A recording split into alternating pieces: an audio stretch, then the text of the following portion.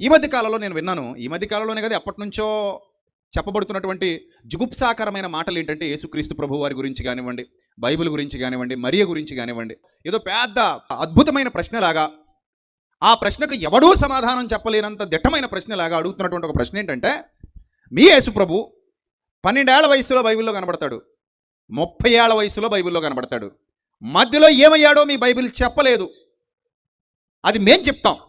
ఏం చెప్తారు అని అడిగితే, యేసు ప్రభు ఎద్దుల బండి ఎక్కట కాశ్మీర్కి వచ్చారట. ఎద్దుల బండా గుర్రబండా?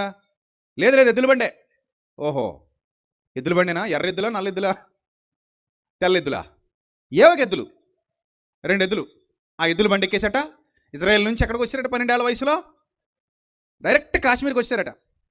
కాశ్మీర్కి వచ్చేసి కాశ్మీర్లో ఎవరో మంచు కొండల్లో ఎవరో ఉంటే వాళ్ళ దగ్గర జ్ఞానం నేర్చుకున్నట్ట మళ్ళీ 30 ఏళ్ల వయసు వరకు ఇక్కడే ఉండి మన భారతదేశ సిటిజన్షిప్ తీసుకొని, మరి 30 ఏళ్ళు అంటే దాదాపు ఎన్ని సంవత్సరాలు ఉన్నట్టు?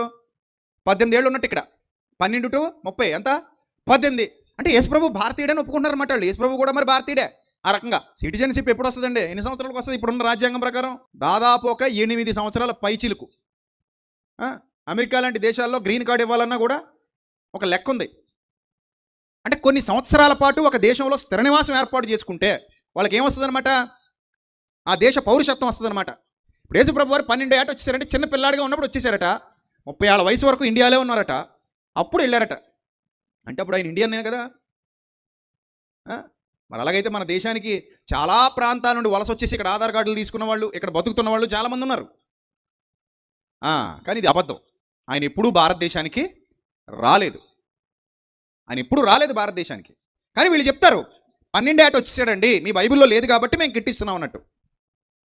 వచ్చేసి ఇక్కడే ఉన్నాడు, కాశ్మీర్లో ఉన్నాడు, ఇక్కడ ఎవరి దగ్గరో జ్ఞానం నేర్చుకుని వెళ్ళాడు అనేది వాళ్ళ యొక్క వాదన. ఒకవేళ ఇక్కడికి వచ్చే ఆ జ్ఞానం నేర్చుకుంటే, ఇక్కడ అంత గొప్ప జ్ఞానం ఆయనకి నేర్పే వాళ్ళు ఉండుంటే ఆ రోజుల్లో, ఇక్కడ కూడా కుల వివక్ష కోసం, వర్ణ వివక్ష కోసం, మత వివక్ష కోసం పోరాడిన వాళ్ళు యేసుప్రభులాగా ఉండాలి కదా, అవునా కాదా? కానీ ఎప్పటి వరకు లేరు. మన ఊహ తెలిసేంత వరకు ఇదంతా మాట్లాడుకుందామంటే అది పెద్ద డిబేట్ అయిపోద్ది. కానీ అదంతా అవసరం లేదు. కానీ యేసు ప్రభువుకి జ్ఞానం నేర్పించేవాడు ఎవ్వడూ అవసరం లేదు. ఆయన జ్ఞానమై ఉన్నాడు, సాదాసీదా జ్ఞానం కాదు, దేవుని జ్ఞానం అనే పేరు కలిగి ఉన్నాడు.